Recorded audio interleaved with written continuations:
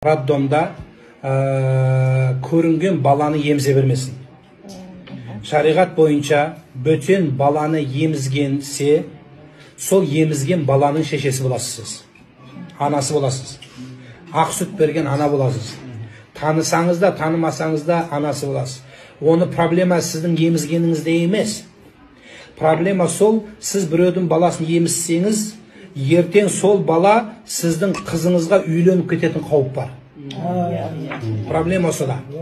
25-30 жылдан кейін айналып келіп, сіз ақ көңіл болғасыз, бәрін емізгесіз роддомда, содан кейін сол айналып келіп, сол бала сіздің қызыңызға ғашық болып үйленем десе, екі бір туған бауыр үйленген болып қалады бұл жерде.